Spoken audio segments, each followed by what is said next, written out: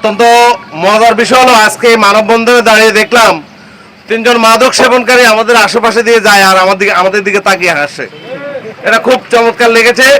তো আমি একটা কথা বলবো যে আমরা অনেকে হয়তো বলতে ভুলে গেছি অথবা এড়িয়ে গেছি, এই মাদকের পাশাপাশি সবচেয়ে বেশি ভয়ঙ্কর অবস্থা রামগঞ্জে চুরি। ছোটখাটো যে সকল চুরি হচ্ছে, দোকানের উপরে টিন খুলে নিয়ে যাচ্ছে, টিন খুলে ভিতরে ঢুকে মূল্যবান মালামাল সহ নগদ টাকা নিয়ে গেছে। গত 2 দিন আগেও 4 দোকানে রামগঞ্জ বাজারে 4 দোকানে চুরি হয়েছে। তার 2 দিন আগেও রামগঞ্জ বাজারে খুব অনেক বড় একটি দোকানে 2টি দোকানে চুরি হয়েছে।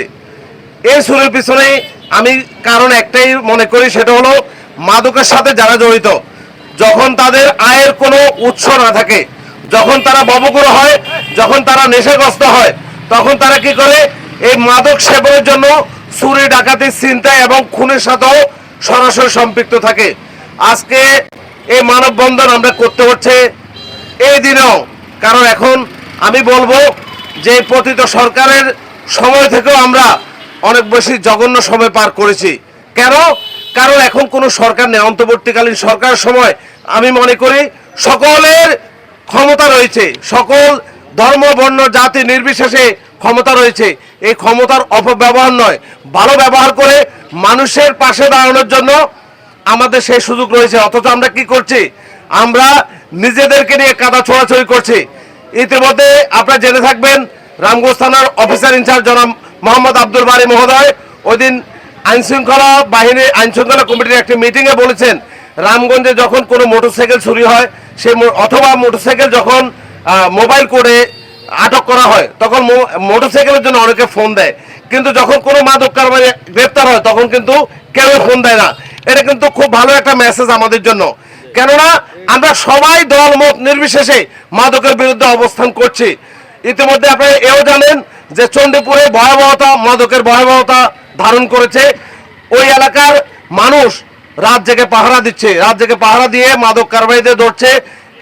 তাহের নামে একজনকে গত 3 দিন আগে ধরা হয়েছে।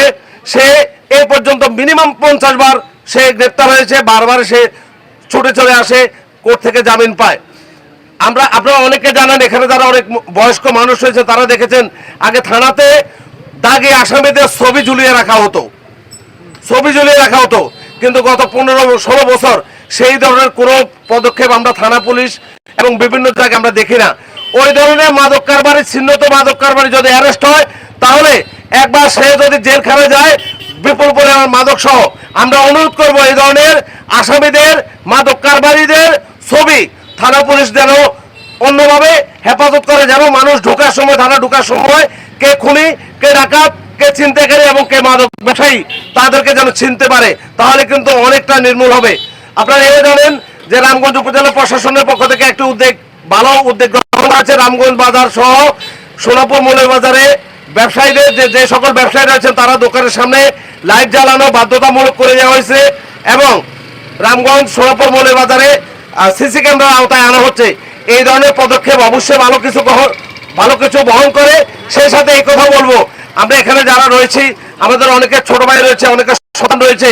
আপনার সন্তান দিনের আলো রাতের অন্ধকারে কোথায় যায়, কি করে, আমরা কেউ খবর রাখি না। আপনি দেখবেন এলাকায় অনেক মানুষ রয়েছে যাদের কোনো আয়ের কোনো বৈধ উৎস নাই, অথচ তারা প্রতিদিন বেনসন সিগারেট টানে। কিভাবে সম্ভব? প্রতিদিন 2 প্যাকেট সিগারেট লাগে তাদের। এগুলা যদি একটু নজরদারি করেন তাহলে অবশ্যই বের হয়ে যাবে ফলের বেড়াল আসলে কে।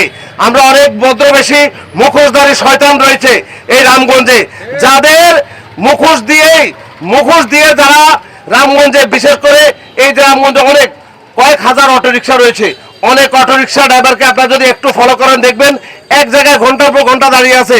যদি আপনারা তাদেরকে প্রশ্ন করেন কোথায় যাবেন, বললো যে আমি যাবো, একটু পরে যাবো, আমার লোক আসতেছে, কিন্তু ঘন্টার পর ঘন্টা একটা অটোরিকশার ড্রাইভার সে এখানে দাঁড়িয়ে থাকতে পারে না। আপনারা এই ধরনের সন্দেহান যদি হয় কোনো অটোরিকশার চালককে প্রশ্ন করুন, তাকে জেরা করুন, বের হয়ে যাবে।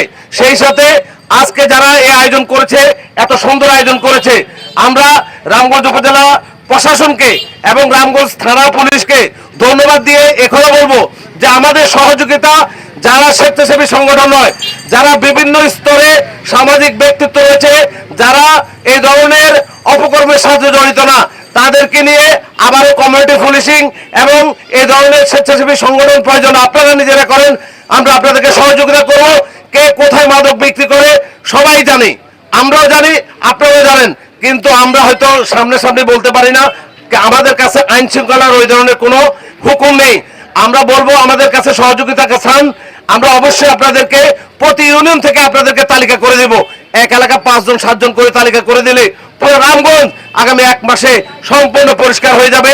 সেই সাথে আজকের এই আয়োজকদেরকে ধন্যবাদ এবং আমাকে বক্তব্য দেওয়ার সুযোগ করে দেওয়ার জন্য কৃতজ্ঞতা জানাচ্ছি।